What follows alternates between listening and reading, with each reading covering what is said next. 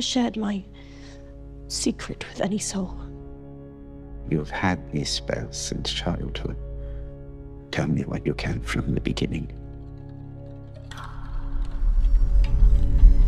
It is like a dream. It was our wedding. When we turned around, everyone was dead. The stench of their bodies was horrible. Standing before me was death. But I had never been so happy.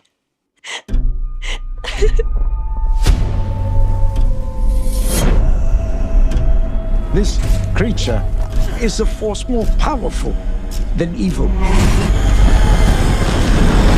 Its desire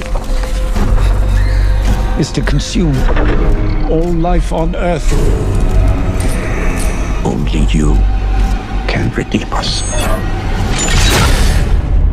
He is coming.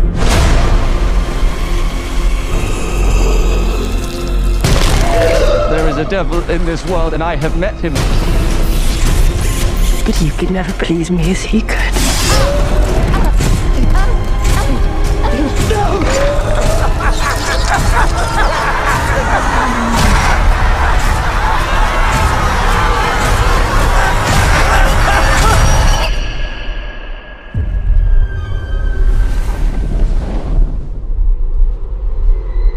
I'm ready.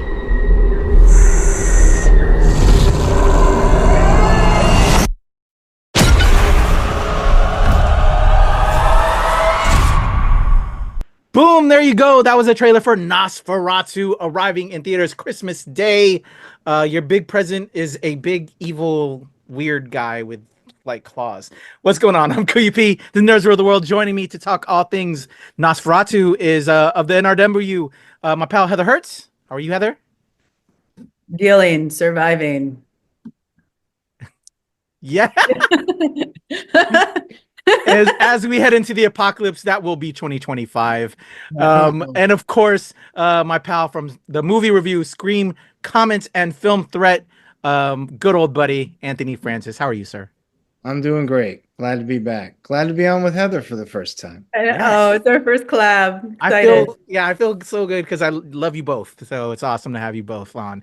All right, let's have some fun. Heather's going to kind of break down the story a little bit without too many spoilers and the cast.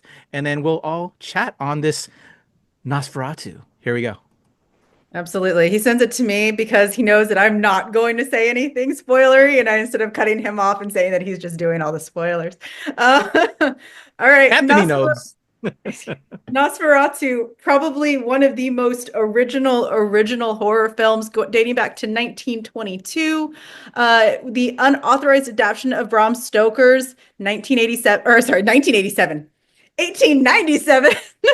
novel Dracula. Wow, Dracula just came out like 30 years ago, apparently. So before we really get started on this, let's talk initial thoughts right when we saw the trailer, or maybe right when you heard the news that this was coming out. Anthony, we'll start with you. What were your initial thoughts and expectations for this film? I was being held back from running out the door. I'm like, must buy ticket now. And no, Anthony, they're not on sale for months. Let me out.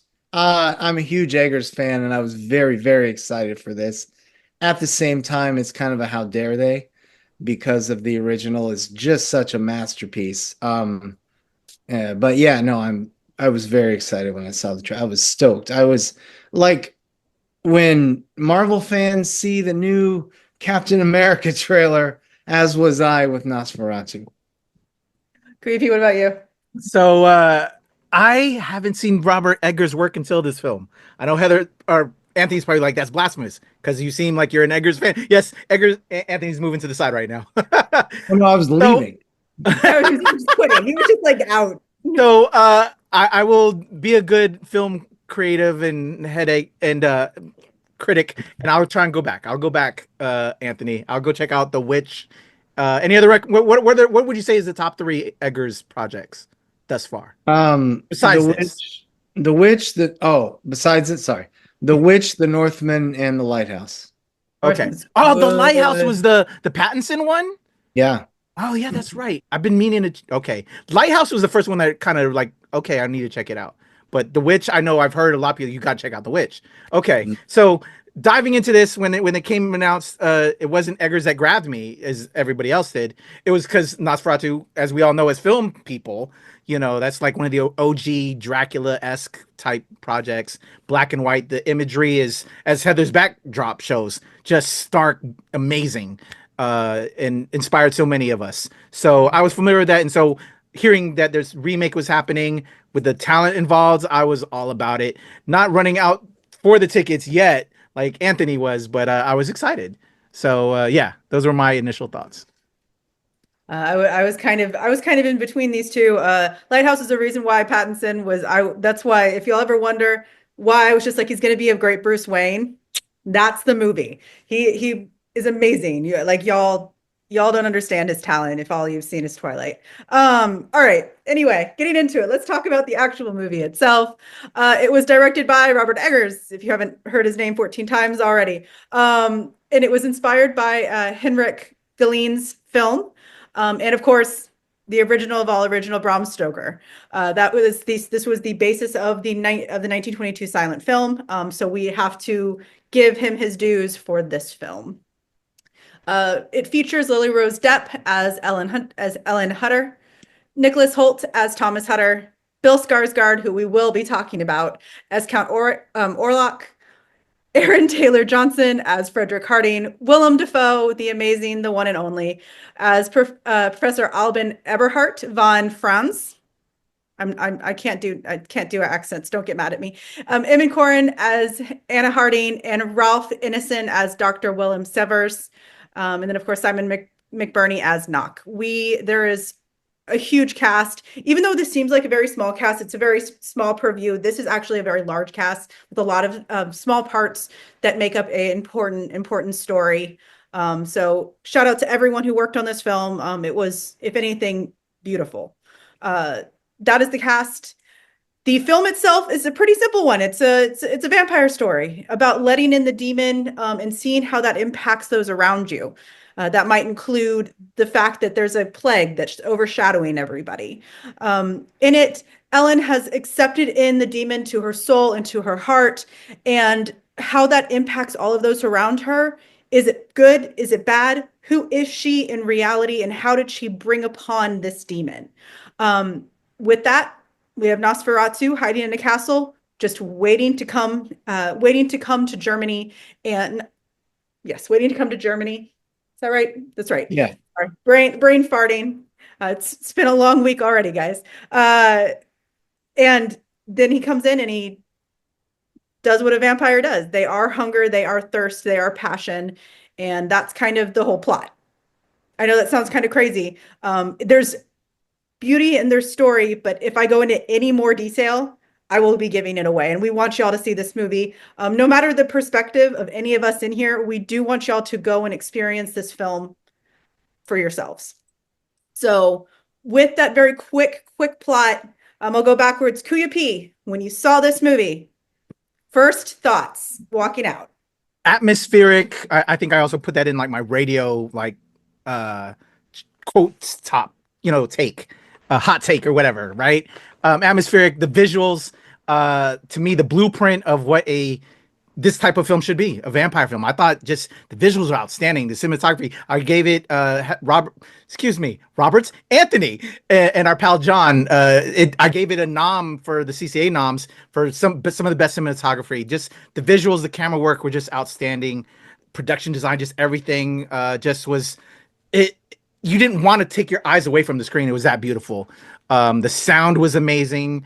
Just everything, you felt like you were in this dark, mysterious land, and it grabbed you. Just really was great. Those just were my thoughts. Was the visuals were outstanding. Dafoe is a fucking legend. A little weak, but we'll talk on that. Lily Rose Depp, I think mixed takes from some of our fellow critics, but I thought she was fine, and I'm curious what she's going to do from here. I'm looking forward to seeing what she's going to do from here. Skarsgård didn't get a lot of, but we'll talk on that. I know we're gonna get into Skarsgård. But yeah, overall, I enjoyed the film, although it felt slow in certain points. But I'm getting old. I get tired. So I'll say that's a me problem, but I enjoyed what I received and I was entertained. Those are my initial thoughts coming out. How about you, Anthony? Let me regale you with my thoughts. Yeah, man. I like what you said about it's so beautiful that you don't want to look away from it. At the same time, it's so frightening you're scared to look away. You're like, yeah. No, when I came out, I think you remember, Patrick. I don't know if I texted you both or we talked later, but when I came out of it, I said, "Oh, Sing Sing," which is my number one of the year. "Oh, you're in trouble, buddy." I don't know. I didn't think. I thought it would at the very least be visually stunning, which it is. And I love Eggers, but everybody fails now and again. I came out stunned that it was as good as I thought it was. I really, really loved it. It, for me, takes its place, and I haven't said this phrase since 2016 when I first saw The Witch. It takes its place as for me, one of the best horror films of the past 20 plus years. Wow. I really think it's that good. I went to 2 press screenings, and we might be going on Christmas Day. We don't know if we want to go dark on Christmas Day or not, but we're going again very soon. We're a horror family, Heather. Hey, so it's do the Christmas present to yourself. We're also a Christmas family, so it's like, and this is very much a horror. Yeah, I was ecstatic when I came out of it. And when I took my son as my +1 to the second screening, and he tricked me coming out. I said, "Well," and he's like, "I don't want to tell you, Dad. I don't want to tell you." I'm like, I was ready to weep. I'm like, because he calls himself the horror kid. So yeah, he loves. I'm like, "Are you kidding?" And he's like, "I can't hold it." He's like, "It's phenomenal." Aww. He loved it. And we're looking forward to showing my wife. Yeah, no, I was ecstatic. I mean, we'll talk more about the intricacies, but I'm very, very happy. I hope it finds an audience. I'm scared. So what we have is we kind of have this middle of the ground. I think KAYFABEYBABY, you're not upset, you're not angry, you were kind of middle of the ground with it. Then we have Anthony, who's like he's outside of the building. He enjoyed it so much. I'm flying by your windows. Hi guys. Whereas I have a slightly different perspective. That's why KAYFABEYBABY wanted to bring us all together.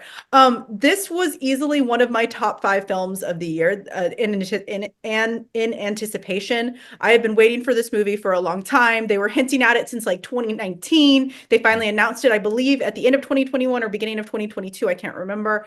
So I have been biting at the grit, just waiting for this movie to happen.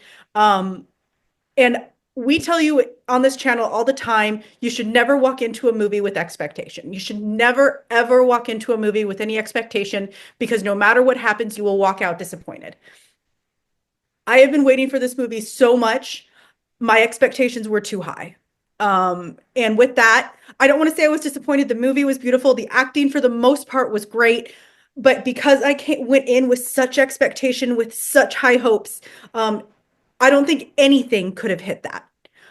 So with that, I do want to rewatch it. I'm excited to rewatch it with my husband. We're both horror people. Anthony, I don't know if you know this, I'm a goth, so I'm wearing my Christmas, my dark I've been goth seeing that. That's Christmas awesome. sweater.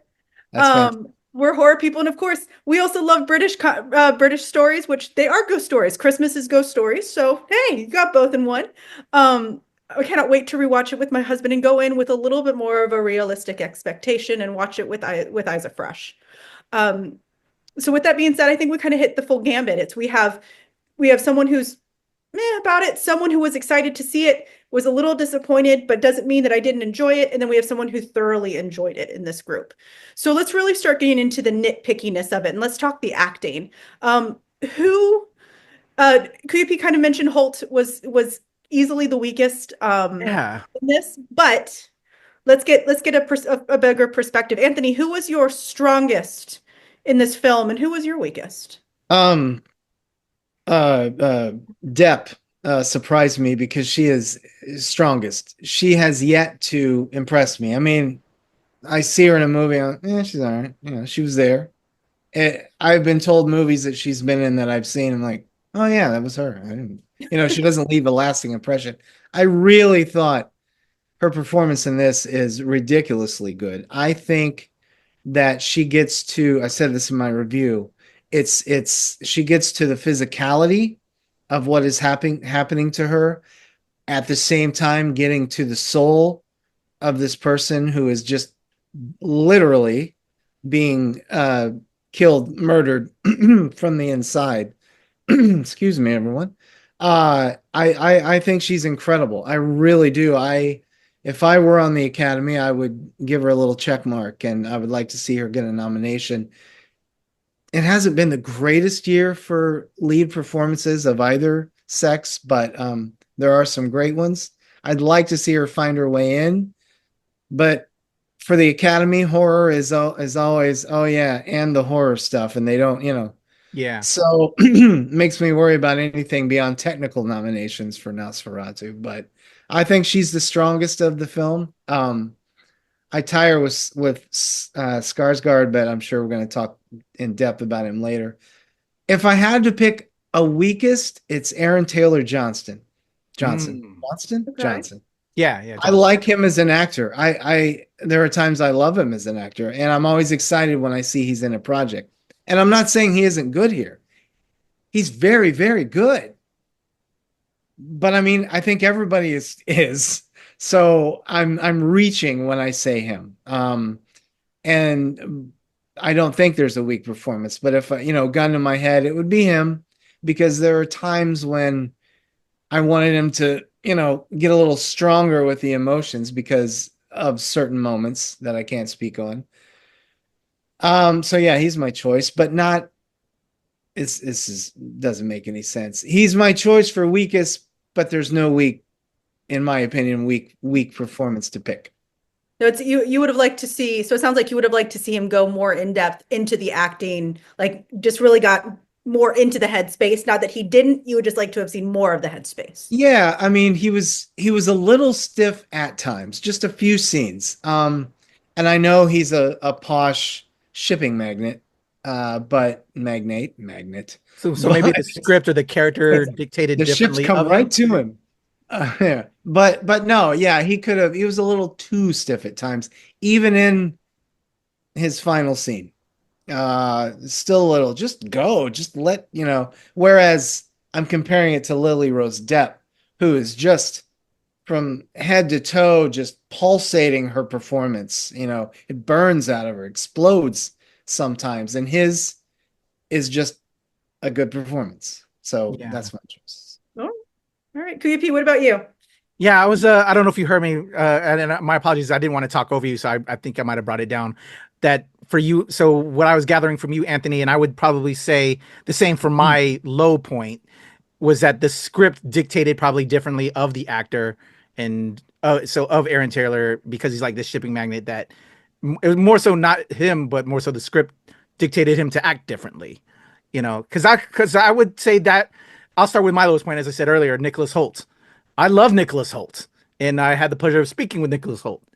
And I didn't tell him that he was terrible, but it was the weakest of the films I've seen him in. But maybe that's because the script demanded it differently. And without spoiling, there's these moments that we all know, because he's the were they married? Were they husband and wife? Or Yeah, they were married. Yeah.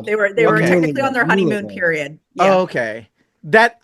So I think as a husband, I know maybe my personal feelings is what's bringing my vibe about his performance, because I think I'm going with how I would have acted, and just would think you would do more as a husband to protect your wife from this evil entity that's taking your wife. And so maybe that's just me, but yeah. And I'm letting personal vibes aside, personal feelings take over my respect. But yeah, he was the low point for me, because I just would have wanted to do something differently. But maybe that's because I'm approaching it from my own, what I would have done as a husband to your wife that's getting taken by this evil guy.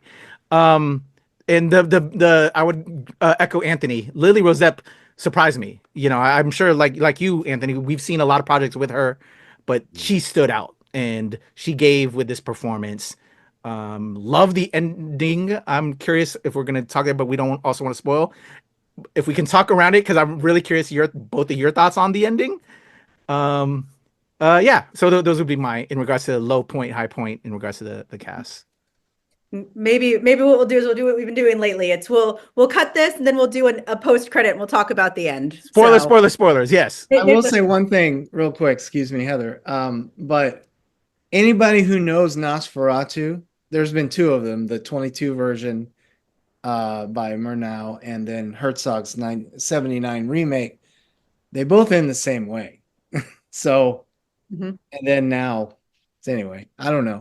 It's been a minute since I've seen the thing, so it was kind of like going in with fresh eyes a little bit. But I want to add, I'm sorry if I can, Heather, I know you're going to add to my low point, and I'm sure you're going to say this when we get into Skarsgård, but I got to have Slash besides Hoult, Skarsgård. Or maybe that's just also because we didn't get enough of him, but I'm also hearing we weren't supposed to, at least you and with our conversation, Heather, we got maybe too much. I don't know. I'm sure we're going to talk about it, but I was a little disappointed on the Nosferatu side of things. So, yeah. We'll go into Skarsgård in a second because I do want to talk about Nosferatu as a monster overall, because of how of who he is in the original versus what we see here. In all reality, to Anthony's point, this movie is pretty on point to what has come before it. I think that it was a solid inspired by film.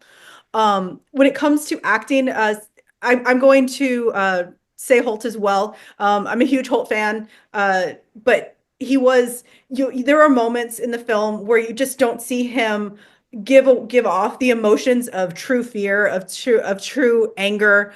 And he's in a truly terrifying predicament in two different scenarios. And it's almost like he's not fully, and that could be trauma. Trauma is incredible. Each person goes through trauma in different ways. But it's almost like it doesn't affect him to the fullest. And I don't know, if I was stuck somewhere and someone's constant prey, I'd be terrified. So I was expecting more from him. But someone I do want to shout out that we haven't talked about yet is Simon McBurney, who plays Knock, who is the guy who literally pushes all of this forward at the start of the film. The Rat King himself, I thought, was phenomenal. His role was so good. There's a point where, if for those of you who are like me who don't like to see animal cruelty, just a heads up, there is a little bit of the depiction of animal cruelty in this. And it involves him, but it was truly that was honestly one of the most terrifying moments to me, was to see how deep insanity can go, how deep control can go. For those of you who have seen Heretic, we know that the true religion is control. And that is what you see here through Knock. And I really loved his performance. So I just wanted to give that a shout out, because even though he was a much smaller role in comparison, really, really showing off. Bill Skarsgård. Let's talk about him for a second. Nosferatu is the shadow. He is the demon. He is the vampire. He is the true lust and hunger. In most tellings, he is that shadow. He is what hangs over our heads. And we got quite a bit, personal opinion, we got quite a bit of Nosferatu, of the actual character of Orlok in this film. And I want to start this one off, and I want to say, because it sounds like we've got some Bill Skarsgård haters here, not to get things started, but oh no, okay, I was wrong. But I will say this: I think that Bill Skarsgård is going to start giving. We have seen him in some phenomenal character roles, and I honestly think we are going to see him compete against those like Andy Serkis. He has given those roles all he has, and he's put all of his power into it. So Nosferatu aside, I think this is yet another demonstration of his full, his absolute incredible talent, and in his breadth of acting chops, I guess we should say. Nepotism can go not so far, but I think he is proving that he is well worth the introduction into the film industry.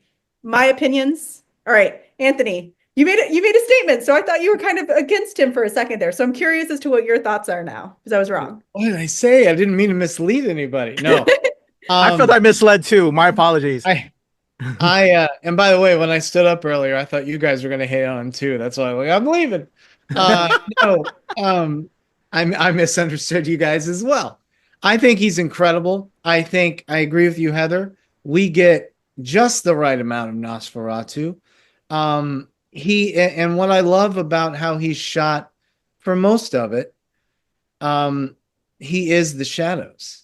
He is, and they even say, beware his shadow. It takes hold of you.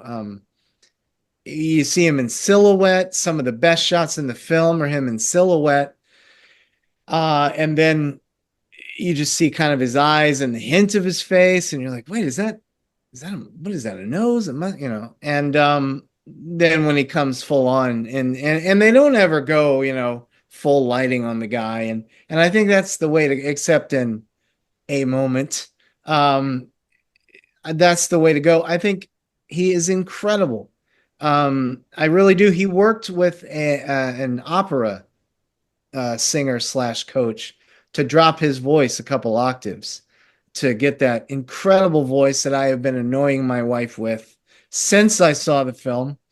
I'll just do anything, but I really think it's incredible. Of course, they digitally enhance it a little, but it's incredible work. The accent he uses, I guess, Carpathian Mountains, Transylvania area accent. I think it's perfect for what he's doing. Shout out to the makeup effects. He is gone. When you do see his face, there's no hint of him at all. I think his movements are perfect because, again, he's the shadows. He doesn't need to move that much, and he doesn't, except in a scene or two. I just think it's an all-in performance from him. I'm going to say that about another actor when we get to them. It's incredible work. Again, Academy, don't be wimps. I about said something else. Pardon me. Don't be wimps. Nominate the guy for all he did. And, he did not yoga, but I can't remember, or like movement exercises to curb his movements. Because he's he's a tall guy and they made him bigger. I just think it's incredible work. I really think he put his all into it. Doesn't overdo it. When I first heard the voice in the film, I said, that's incredible. Oh man. And he's just going to do it and get louder. And he yells a couple times, but he doesn't overdo anything. And I loved it. And I thought it's some of his best work. Yeah. That's a great, talented family. Oh, yeah. It's unfair how much talent that entire family has, to be quite honest. Queen, what are your thoughts as a parent? I read everyone wrong here. No, I think I misspoke when I put, because who did I say was my lowest? Hoult. And I think because I wanted more Skarsgård, and you guys think it's perfectly enough. I guess apparently, again, it's been a very long time since I saw the original. So as you said, it's just enough for what it wants. But I don't know. I just wanted more, and that's maybe a testament to just seeing more. I love Skarsgård, Bill Skarsgård. He's great. I like the Crow when nobody else did, the new Crow. But I just so I wanted more and to get more going on, because Hoult, the whole thing is this spirit, coming after his wife, and I just, why? Reasons, get into that more. I thought they were going to add some more stuff. Again, like I said, it's been a very long time since Symphony of Darkness, right? The original Nosferatu. And so this story was kind of like coming in new and fresh in a lot of ways, outside of visuals. So I guess I was expecting some more story in there, and I didn't get that.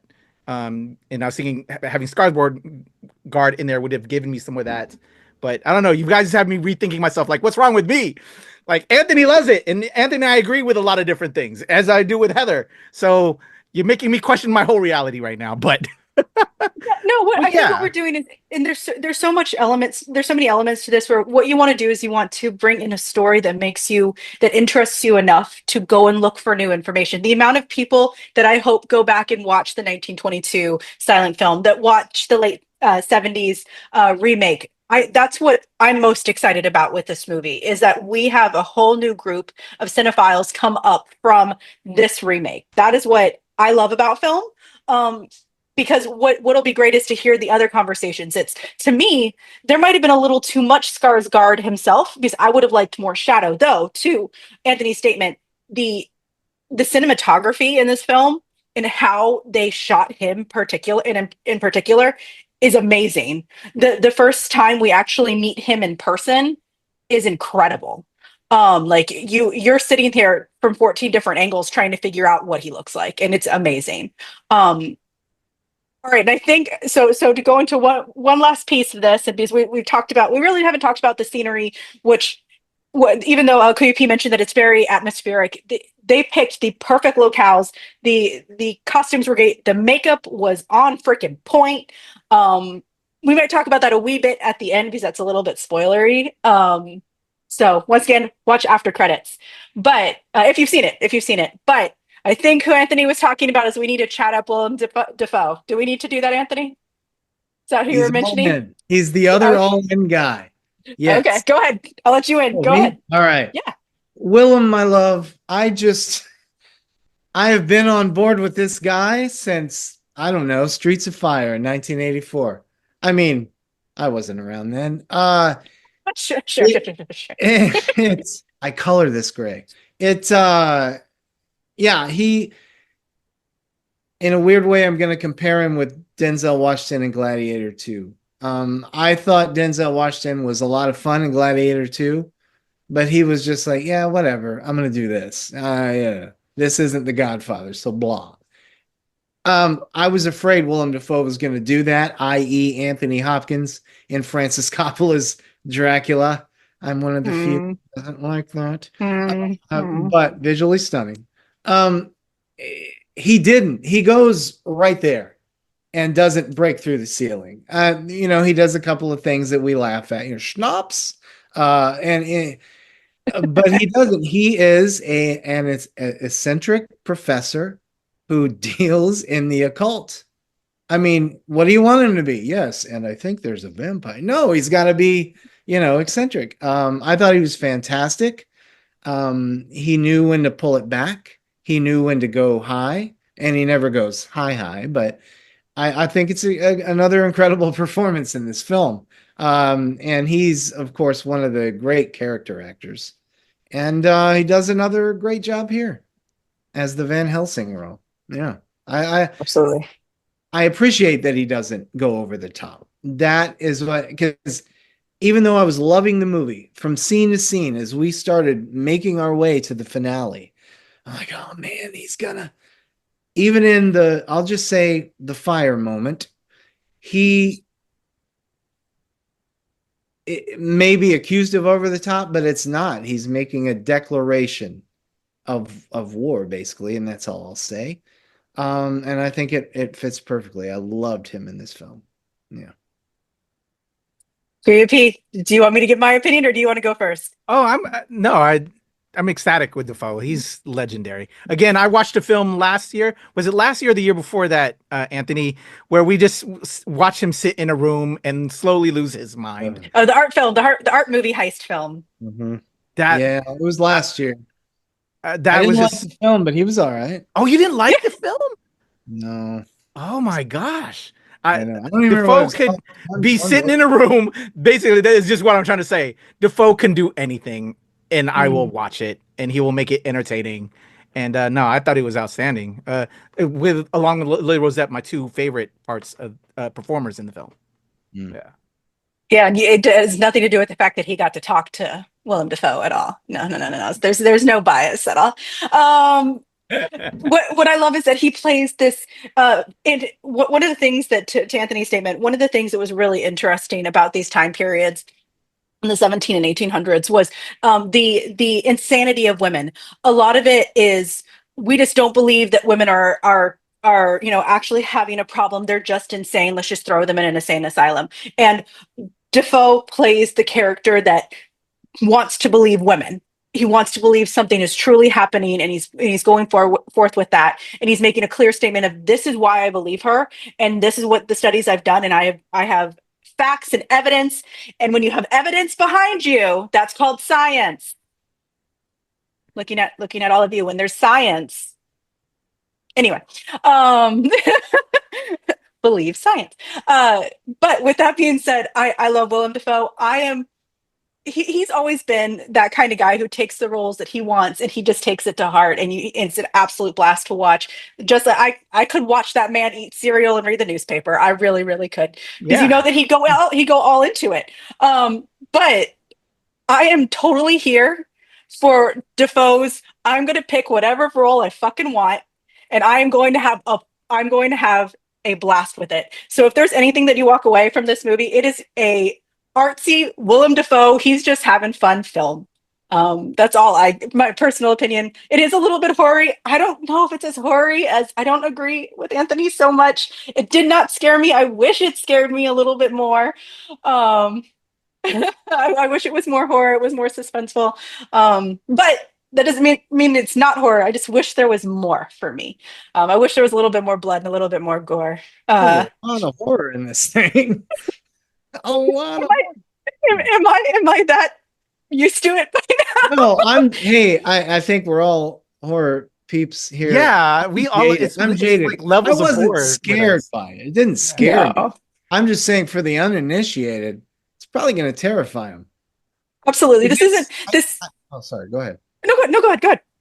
I was just saying, I called it an inescapable nightmare, because from the very first moment and everything that transpires there, to the very final moment, there's not a reprieve. In most horror films, you get, horror. Oh, look at these people being funny and making us giggle to lighten us up, and then boom, we're back in the horror. This is boom, you're in a nightmare. Boom, nightmare's over. Go. There's no escape, and I love that about this. Don't give me a reprieve. I don't want it. And very quickly, to your point earlier, Patrick, I'm tired. You said you wanted a little more why he's so intent on getting Helen, Depp's character. At the beginning, she's calling out for an angel to save her from her, melancholy. And somewhere in the ether, a devil hears the call and makes her do the pact, eternal pact. He feeds on her. Oh, it's Nosferatu. You know the story. But she breaks the pact, and I won't go any farther there. And therefore, when he gets the scent again, he realizes he found her, and he's got to make her make good on the deal. That's my theory. Gotcha. Yeah. Absolutely. Okay. All right. So, all right, before we go into it, what we're going to do at the end, where we're going to talk about that ending, final thoughts, final opinions. Anthony, you can't say it's your favorite movie for the year. You can't say it. You have to say something else. Go ahead. I can't speak. No. No, I came to the conclusion because I rewatched Sing Sing. Sing Sing still sits at the top. This is a very close second. I mean, Sing Sing's like, hey, get off me. It is very close number 2. I think I don't use this phrase in many modern movies. It is brilliant. I really think he made it. It's a remake that he makes completely his own and completely new. Where they went with Count Orlok visually, I love one of the posters, the pre-release posters, the character posters. There's one of Skarsgård as Count Orlok, and he's like Max Schreck and Klaus Kinski. He's got the bald head and the ears and the rat. They don't go that way, and that's all I'll say. And Eggers changed enough to make it his own, while not muddying the story at all. I mean, he tweaked a few things, but yeah, I really think it's a brilliant film. It'll take place as it's the best horror film I've seen this decade. And this has been a damn good couple of years for horror films, I think. And it's my favorite Eggers film now. I mean, I could go on and on and on. I'll just piggyback little moments you guys say. I just think I had no problems with it. I think, and I rarely say that anything is flawless. And for me, this and Sing Sing are the only two flawless movies of the year. Yeah, I just think it's excellent. Brilliant. I'm going to publish my best of the year next week. I'm also going to do a best horror of the year. This will top that. That'll be its number one spot. There, it gets its number one place on a list. I'm curious your number two, sir. Oh yeah? I'm curious. Well, put your long legs up on your table and you'll find Got a dad pun it through. Got it. Yeah, he put one in there. But to me, man, I'm trying to find out where the substance lies. Oh. Because what I just realized that Anthony and I have the same, because substance is in like in the horror category, but also the comedy category for some reason. Oh yeah. Which I can understand because there's some comedic elements in there. But I just realized you and I, Anthony, Sing Sing took our number one, right? The both of us. But I also said no matter what day, Substance might be number one for me or Sing Sing might be number one because I really enjoyed Substance. So that just shows kind of like where we all sit in regards to horror, But for me,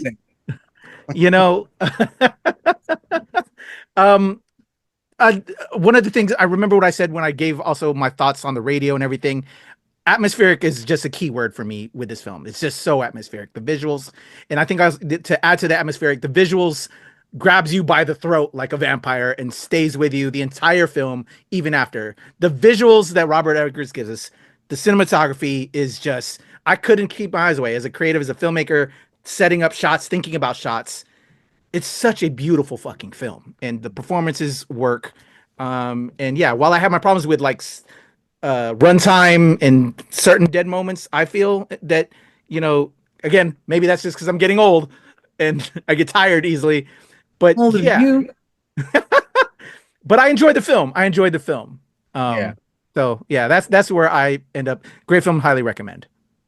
Heather, all right. Real quick, I wanted to piggyback something you said earlier. By the way, yay, believe science. In my review, I mentioned that he gives a thematic resonance to the film. For that very reason. That's exactly why I said that. So right on. Hey, me and Heather. Yeah. No, and I'll tag into that. Fuck PETA. Oh, I'm just gonna. That's the end of that statement. It's a fuck PETA. You can pretend all you want that you care about animals, but screw off. I don't like them. No, it's so apparently getting into a little bit of the drama. Apparently, they're mad at this movie because they make the comment that rats bring the plague, and that was only a piece of it. We know from history and science that it was only a piece. But I don't give a shit what you say, PETA. But they really did. They did. Oh no, they were a piece. They helped carry the plague. Yeah. They helped carry the plague. But it's one of those where PETA, until you stop killing animals, until you stop killing animals, I'm not going to listen to anything you fucking say. So if you're concerned about anything PETA is saying about how this film represents the plague and animals, tell them to kindly fuck right off. With that being said, my opinion of this final film is going to any movie that you're going to see with almost no expectation, because when you do, something's going to come out potentially bad. And I really do love this movie. I'm excited to see this, but I'm going to go in next time with my expectations to be below the table, because if I don't, I'm going to potentially be disappointed. And that is our review. Make sure you like, subscribe, share the movie review, screen comment here at the NRW. We appreciate all of y'all, and stay after if you want a little bit of spoilery stuff. Thank you guys, and we'll see y'all soon. All right.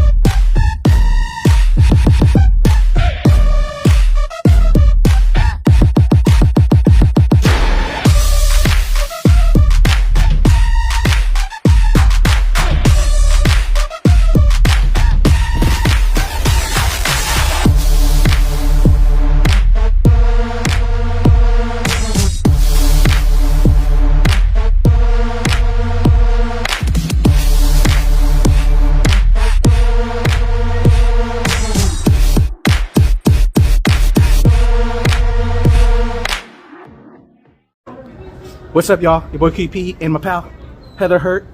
Press screening of NOSFERATU that we did online. We had the quick screening online. So because y'all love our YouTube shorts, we thought we'd drop a quick initial thoughts after screening it. What do you think, Heather?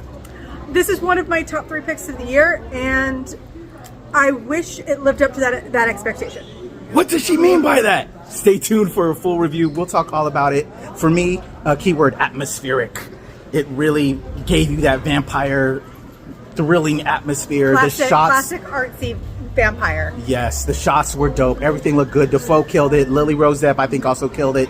Hoult, but we'll talk about it. Check out my interview with Hoult and Dafoe. Good time with them. Good peoples. Great actors. But we'll have a full review. Shout out to Robert Eggers, who directed this film. Just everything is stunning about it. But there's some things that we'll have to talk about. Peace. All right, guys, we're going to give you 3 seconds to get over because everything from here is going to be spoilers. So if you are here in 3, 2, 1, you're going to hear things that you might not want to hear if you haven't seen the movie yet. Or if you've already seen NOSFERATU, one of the other iterations, you would kind of already know what the ending is. Or if you actually have seen any vampire movie ever, you kind of know what's going to come.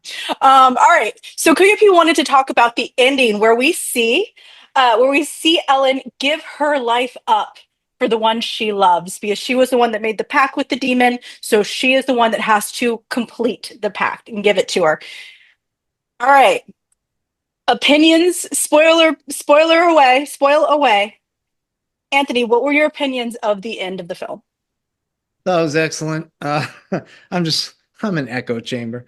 I thought it was I'm my own echo chamber. I thought it was excellent.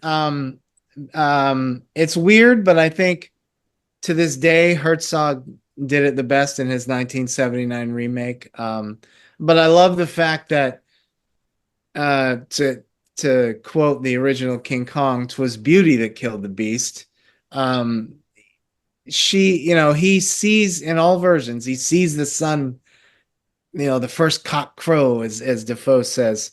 And he's looking like, I got to get out of here. And in both versions, or in all 3 versions, she's like, more, except in the original title card, more. And he, his own hubris, his own desires, and his own literal bloodlust is his undoing. And I thought he handled it brilliantly. And I love the fact that you hear Dafoe's, once it's done and they get there, Hoult and Dafoe, you hear Dafoe speaking, I don't remember the lines, and then his last line is NOSFERATU, and then he's standing at the window. The sun's fully in now. They're both dead, but there's a church across the way, and there's a cross shining on Dafoe's cheek, which I didn't catch the first time. Ooh. Because I saw it at E Street, and they have too dim a projection system. I hate it. I can't stand it. But I thought it was a brilliant ending. I'm gonna have to look for that now. Yeah, I'm excited to rewatch it and see small things. Like, that's what's great about art films, is you got those small moments like that. KAYFABEYBABY, what were you're the one that really wanted to talk about the end. So tell us, go into it. I just, again, because I didn't remember the original, the story's been a long time. I'm like, this woman, actually, I think what I really want to do is, there's a certain critic that Anthony and I know that brings things very sexual in conversations that don't need to be sexual sometimes. It just made me realize, I think that's what I thought of. Like, I'm sure he lost his mind, if he's seen it yet. I don't know if he's seen it yet.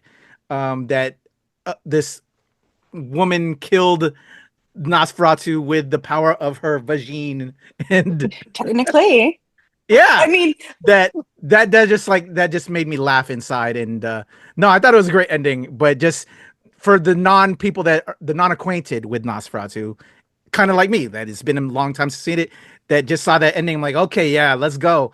That I thought it was a great ending that they did it in that fashion. Yeah. And it's to your point, though, or to that critic's point, power of the vagine.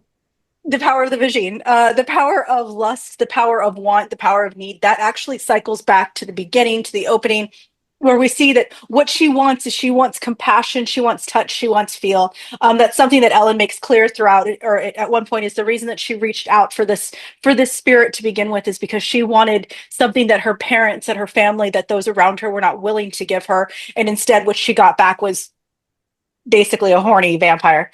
And with that being said, what I really love about the end scene is you see it reflect onto when she wakes up from that, just remembering that dream for the first time, or getting that dream that she sees, that she talks about, which, watch it, it's a really cool scene. It's actually in the trailer. So but when she wakes up from that dream, the first thing that she does is she tells her husband, take off your shoes. Let's do it some more. Don't worry about it. I want that lust. I want that touch. And then in the long run, it turns around. She is able to hold on to the spirit, to the devil, to the demon, because he wants more. And I thought that was a really beautiful way of putting it. It's the demon, the vampire, the Nosferatu is about those internalized feelings of want, of lust, of need. And I think that the ending in all three iterations really demonstrate that is what a demon is. That is what the demonized part of you is. And in so many ways, looking at it from a feminist perspective, in so many ways, that's what being a woman is. You are a constant demon of lust and of the throes of passion. So I've, so much more beautifully we won't talk about a That was cinema. well said. He and I are like, it was cool when the blah, blah. Yeah. So much more beautifully said. Bravo, Heather. I'm not name dropping. I spoke when I worked for Ebert. I spoke with Werner Herzog, and he wanted to change. I spoke with Werner Herzog. There you go. And you might as well live it. We were having wine at his villa in Germany. They have villas in Germany? No, he wanted to change the ending. And he said his cast, his co-writer, his cinematographer, extras, crew, no, what are you doing? And he said he never got to shoot the ending he wanted. And I wanted to say, but I was too awestruck. I wanted to say, you're making Nosferatu, you cannot change the ending. I'm glad you did, but I always thought that was weird that he wanted to change that because, as we all said, and you a little more eloquently than the gentleman, it is a tragically beautiful finale. And I don't understand anybody who would want to mess with that. I kind of get it. I know that sounds awful, because I love Nosferatu as you do, but it's one of those where I am also okay with inspired bys, because that you can tell new stories and change it, and you can tell stories of today through an inspired by film. So like if they had changed the ending of this to be a little bit more thematic of what is actually going on today, even though it happened in the in the 1800s, I would have been okay with that. But the thing is that at the same time, Herzog, you're nuts. Yeah, what are you doing? Why don't you just not make him a vampire then? Yeah. And I very quickly, I forgot to mention this earlier. I love the fact that, lest we forget, vampires aren't hot. They're not sexy. Oh. They're decaying undead. Yeah. They are the shell of the men or women that they once were. Yeah. And that's another thing I forgot to mention that I love that they went this way. I say in my review, I don't remember how I said it, but he has the cloak and still wears rings, and to give maybe give the illusion that, yeah, I'm human. Just come talk to me. You'll be okay. I love the fact that they went for just ghoul. He's a ghoul. He's an undead, rotting, decaying ghoul. And I love that. Yeah. The makeup department definitely just shout out to real practical makeup and effects. It's okay to do it sometimes because it looks beautiful. Okay to always do it. Okay to always do it. That's true. Yes, it's always use practicality. Be practical. All right. Any final words before we go? We leave the audience to their perspectives. The power of the vagine. Just one more time. It's actually the power of the chest. They don't even bite necks. They just bite the chest. They go right for the boobs. What did you right think for of the boobs. homoerotic thing also with Holt? That also was weird. Like he started to crush on him. That also, you know, That's I thought they were gonna flip that. Did that happen in the original film? Did but I mean, you couldn't he really lust over Nosferatu? allude to it. Yeah, I mean, that's a vampire thing. It's not about, oh, this guy is hot. Oh, this woman is hot. I'm going to seduce them and drink their blood. It's about, oh, this is a human and I'm going to seduce them and drink their blood. And it's just the trance that not just Nosferatu, but Dracula and all other vampires in history. They just put the trance on man, woman, child. In the books, that's one thing I wanted to say. I don't mean this in the way it's going to come out, but he ate the kids. We got to see him eat the kids. I didn't think they would do that, and they did it, and it's even more harsh in the Bram Stoker's book. Yeah. But I mean, that's what it is. It's about seduction of not male or female, of human, to put them under their spell and either drink them dry immediately or make them a ongoing source of slavery, like he wanted to do with Holt, and then kill him so he could get to Ellen. That's what vampire lore is about. Oh no, I did. I thought they were gonna just go further with it, especially. Yeah, no, it is homoerotic. Further with it, you know. Yeah. Oh yeah, I think, why not? I think it's more like pan-erotic. It's like the pansexuality. It doesn't matter who you are, what you are, when you are. You are a source of sustenance. You are a source of lust. You are a source of sexuality, and thus you are prey. You are a target. And we could definitely go into all of the funness of homosexuality within monster lore. I'm just going to say it, but I think that they did a pretty good job of in this film of signifying that you are prey versus you are a man, you are a woman. Like Holt was never a man, he was a husband, but he wasn't a man. He was just the prey. And then we have Ellen, she was just the bride and just the prey. I really liked that about this iteration of Nosferatu. Whereas in the previous ones, what was unfortunate about the time is that wasn't as exposed as it could be, or maybe that just wasn't as much of a possible takeaway that you wanted to talk about in public. This one, I think, really put the point on thoroughly with the atmosphere that you're not a human to them. You are just a lust and sexualized prey. That's what I really liked about this. I dig it. Me too. and to your point, Heather, Anne Rice in her novels did that the best. Oh yeah, no, you don't. Watch any of the shows that are based off of her books, and you will see badass. Or just read her books because it's also Anne Rice.